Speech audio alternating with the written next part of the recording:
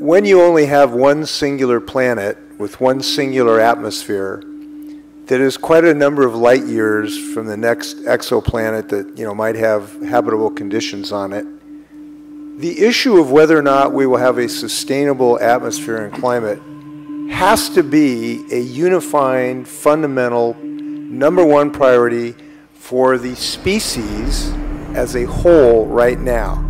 Because of all the other problems we have, no matter if we solved every problem from acne to, you name it, speeding, that would be totally useless without a sustainable system. And our system that now sustains basic life on the planet is in dire jeopardy.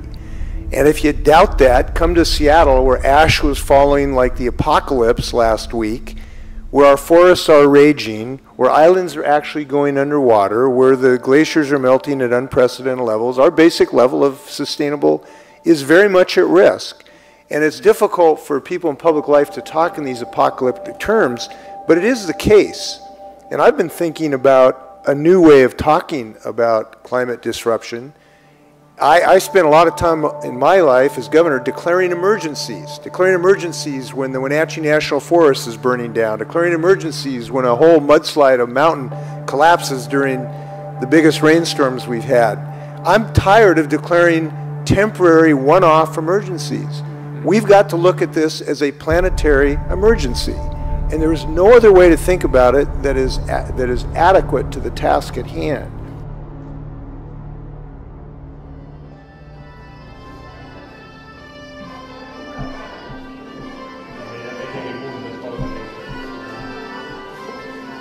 So that's when I would say, okay, you can put it all out there, but then, hold on, this AI, is this going to be held by certain companies or certain countries? You know, we know there was a major nation-state leader who said last week that the country that controls AI will control the world. So that was the Russian leader. It's as easy as looking at it and swiping up. We've handed over, think about how much Google and Apple know about you. It's more than any government has known about you in the past. Unless they give it to the government. Exactly. I mean, sort of de facto, we've sort of handed over this authority to the platforms and we've placed this trust in them. And so I think for a majority of the population, that's just going to be the reality of everyday living. To be the pathway towards equity, towards progress, towards prosperity, basically, World 2.0. I'm a professor in environmental science. I would even argue, let's stop talking about the environment. I mean, there's no such thing really as the environment. What we're talking about is human prosperity, human well-being, and human equity of us as a world to survive and prosper on this planet Earth. People like to sort of withdraw from connecting it to climate change, going, this is not because of climate change, or you can't attribute climate change to any single weather event, which is true, technically, strictly speaking. But we know that the severity and intensity and frequency of these climate events have been rising over the last few years. Dangerous wildfires exploding in California. It's closing in on homes. Wildfires lighting up the skies in Southern California. It was a tornado of embers going through here. I've never seen anything like this. This is the sound and the sight of firefighters losing ground in the suburbs of Los Angeles. A major earthquake that has rocked central Mexico. And of course, today's quake comes on the 32-year anniversary of a massive earthquake in Mexico. Tuesday's massive 7.1 earthquake leveled 38 buildings. Screams of "Oh my God" echoing through Mexico City. Buildings crumbled and collapsed, sending dust clouds over the city. Earthquakes are being felt more often in Bali as locals and tourists brace for the Mount Agung volcano to erupt. After storming through the Caribbean, Hurricane Maria slammed Puerto Rico on Wednesday, the 10th strongest Atlantic hurricane ever recorded. After Hurricane Maria ripped apart the island's entire power grid. Now families across the island trying to prepare for the humid darkness of life off the grid. Is it possible to project what will happen with these weather events in the future? Will they continue to get more intense? So, I mean, I think the projections and the signs are showing that the intensity of these types of events will increase. Second, let me speak to the accelerating progress we're seeing in artificial intelligence. Over the last 5 or so years, we've seen amazing progress in automation, machine learning, and AI. Whatever Estonians do as citizens these days, it's likely to involve their e-card. This is how Estonia works. Everybody has a card to access public services online. And here's something for the philosophical among you to ponder on. Estonia has basically embarked on an experiment that certainly smudges, perhaps even erases, the connections between state and country. If the state's functioning components can be sent down a fibre optic cable to work perfectly well from the other side of the world, well, will the states of the future need a fixed location at all? This way, the government also knows more about its citizens. To many in Europe, this idea of an all-knowing state is a big worry. Digital ID is part of every regular ID card in Estonia already for the last 16 years. You know, digital identity is automatically created at the birth. A doctor enters the details of a birth into the system, and without the doctor herself recognizing this, in the background, the system is creating digital identity for a baby. Parents later add the name, of course, without going to any office, and the digital citizen is born.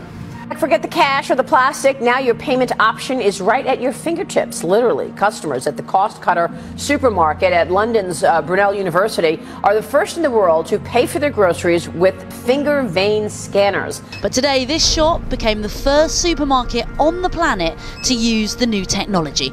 Another step, or finger to be precise, towards consigning cards and cash to history. Works by using a small infrared scanner to detect unique patterns in the veins in a person's fingertips.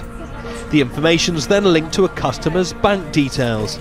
So digital services can offer seamless coming into this world, seamless life in Europe for all our citizens, if we take it in our hands to guarantee for them. But this is not the only thing which we need to do, of course. One thing is identity. One thing is digital services. So, do you think it's more inspiring or alarming overall to have this kind of technology available to us?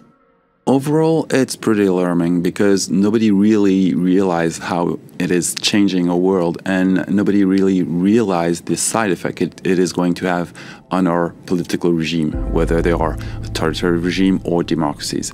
All those regimes are going to change deeply because of those technology. And this is a question nobody really asked the people who govern us. On these screens, you can see that every person in the room is filmed real time. The grid you see here is analyzing my face. Our cameras can now recognize me, even from the side or when my head rotates 30 degrees to the left or right, or 15 degrees up or down. All employees at the company have given their face prints.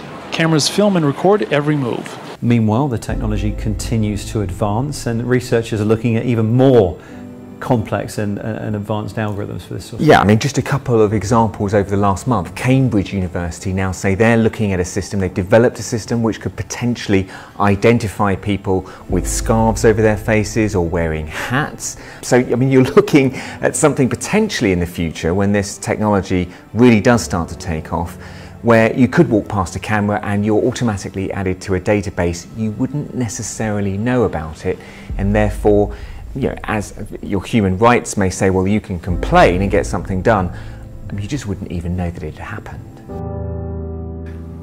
You know, should we start thinking about this as AI as kind of a basic human right? You know, if you go over to the United Nations, you know, they have a wall with the basic human rights, the things that they believe in. Is this going to be so fundamental to our society that every country should have, every person, every company should have some kind of democratized access, that AI is a basic human right? And that is AI is not an SDG, you know, today, but should it be? Or should it be part of all the SDGs? It's hailed as progress, but also poses ethical questions.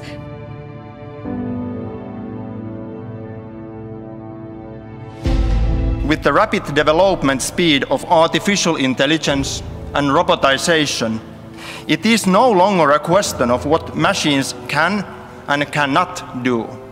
It is rather a question of what they should and should not do. Ethical issues related to the development of technology are clearly becoming greater relevance.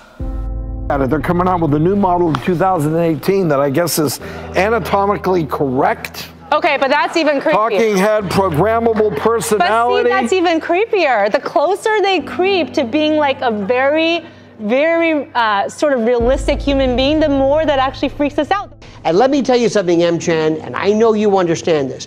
When artificial intelligence really kicks in, and we're talking this taking off exponentially, you're going to see these things. They're not even robots. You will be seeing stories about it. You'll be seeing features about it, not just, but robots that aren't even robots, that are so human, so human-like. You will see a very scary psychological, psychiatric transformation in some cases. This is like nothing we've ever seen before.